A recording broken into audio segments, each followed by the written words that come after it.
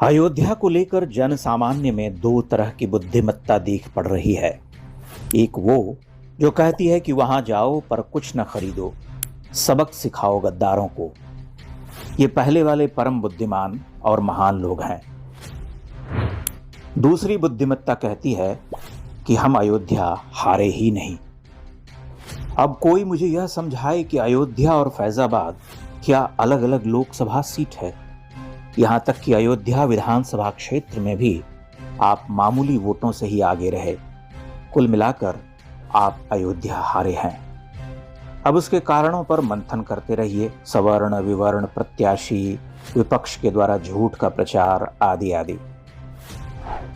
अयोध्या आप हार गए क्योंकि आपके निजी स्वार्थ बड़े हैं। आप हार गए कि 500 वर्षों की प्रतीक्षा पूरी होने पर भी उसका मोल न जान सके। आपके पास अच्छे बुरे की पहचान नहीं है। आपके लिए राम मंदिर और अयोध्या नगरी के कायाकल्प का महत्व और दीर्घकालिक हितों पर दृष्टि रही होती तो प्रचंड विजय मिलती। अयोध्या की हार भारतीय समाज में व्याप्त विपन्न इतिहास बोध और शत्रुबोध का प्रमाण है। यह देश युगों युगों से ऐसा ही व्यवहार करता रहा है। हिंदू धर्म की आंतरिक भित्ति ही ऐसी है। उसे लचीलापन कहिए, जात पात का संघर्ष कहिए, कृतज्ञता का अभाव कहिए, अपने नायक को न चिन्ह पाने की भूल कहिए, राजनीतिक विफलता कहिए, किंतु इन सब बातों से सत्य नहीं बदल जाता। सत्य यह है कि अयोध्या में नतशीश पराजित हो गए। अयोध्या का चुनाव कितना सांकेतिक था, परंतु हमारे लिए वह स्थूल, क्षुद्र लोभ और बृहत्तर परिदृश्य को निरस्त कर तात्कालिकता का चुनाव हो गया। हम कहते हैं कि अयोध्या से किसी भी व्यक्ति को जीत जाना था। वहां व्यक्ति महत्वपूर्ण ही नहीं था, परंतु वहां से हार मिली। लोगों ने अपना रोष जताने के लिए अयोध्या का चुनाव किया। हतभाग्य हिंदू। कुछ बड़े लोगों को हमारी बात बेकार लग सकती है, पर हम तो ऐसा ही सोचते हैं। इतना तय है कि भारतीय समाज में जाति की प्रचंड जकड़बंदी है। छोटे से छोटे स्वार्थ भी भयंकर हैं। सामान्य जनों में अविश्वास है और उस अविश्वास को जन्म देने वाली, उसे पालने पोसने वाली संस्कृति का नाम है कांग्रेस।